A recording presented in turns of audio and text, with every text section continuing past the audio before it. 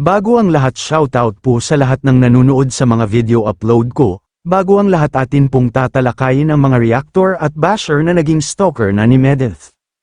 Maraming mga tao sa social media ang nagiging target ng mga basher, at si Medeth ay isa na rito. Ang mga basher ay mga tao na walang ibang layunin kundi ang magbigay ng negatibong komento o magpuna ng mali sa isang tao, kahit na minsan walang basehan. Marahil, si Medeth ay naging popular sa kanyang mga video o content, kaya naman maraming tao ang nakakaalam sa kanya. At kasabay ng pagiging sikat ay ang pagdagsa ng mga taong hindi pabor sa kanya. Bakit nga ba may mga basher? Isa sa mga dahilan ay ang inggit o hindi pagkakaintindihan. Minsan, kapag may nakikita ang ibang tao na successful o may magandang ginagawa, naiinggit sila at nagiging dahilan ito ng paglabas ng kanilang mga negatibong opinyon. Minsan din, may mga tao na hindi kayang tanggapin ang popularidad ng iba at kaya't naghahanap sila ng mga bagay na pwedeng ipuna, hindi dahil sa concern nila, kundi dahil sa galit o inggit.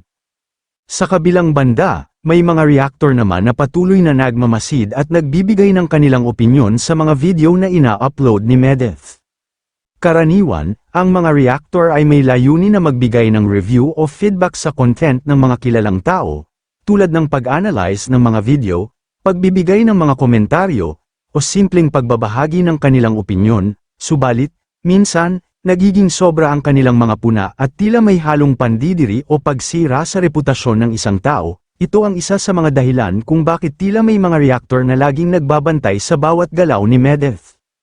Bakit nga ba may ganitong mga reaksyon? Marahil dahil sa ang social media ngayon ay isang platform kung saan madaling magpahayag ng opinyon at damdamin. Minsan, ang mga reactor ay masyadong kritikal at hindi na naiisip ang epekto ng kanilang mga salita sa mga taong binabash nila. Lahat tayo ay may karapatan na magbigay ng opinyon, pero ang respeto at konsiderasyon sa nararamdaman ng iba ay napakahalaga.